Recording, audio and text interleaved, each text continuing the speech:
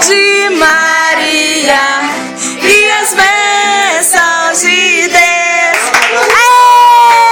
Vamos cantar no tom agora, vamos cantar no tom. Pelo menos cantar. Recebe seu presente pra você tocar no tom. Aê!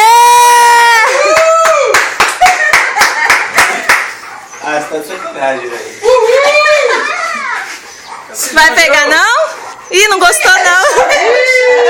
Diz que a Tati é chorona, hein? Ih, rapaz, acabou o homem. Não vai ter presente com a dona, qual o nome da dona Lia? Ih, vai rolar não, desse jeito não. Ele não gostou não, ó. Tadinho. Tá chorando. Você botou isso aqui no seu violão, amor. Vai lá, É, no rapaz. seu violão novo. Toca lá no tom do violão. Deixa o homem abrir o presente dele, pai. Sai daí. É teu. Filho. É teu, amor. Sai, Marley.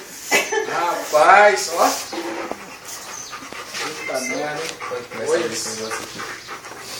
Eu choro. Sério não, Você é nego. doido aqui, ó? Assim não. Ó. Ô, Wes, abraça a nega, tá chorando. Não, se você falar que não tá bom, eu vou quebrar aquele outro velho na sua cabeça.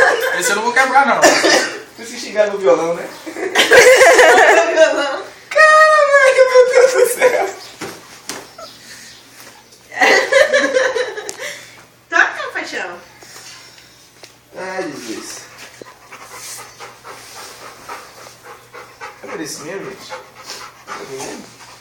Belisca alguém, belisca ver se estou sonhando. Nossa, que lindo.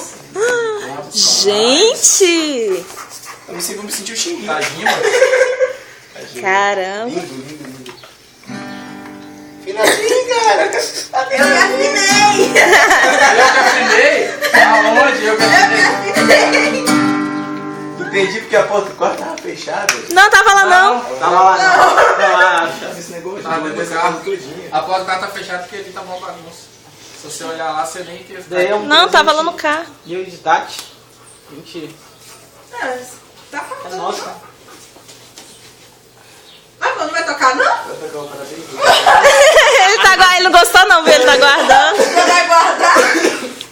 Deixa o negócio agora. Aqui, ó.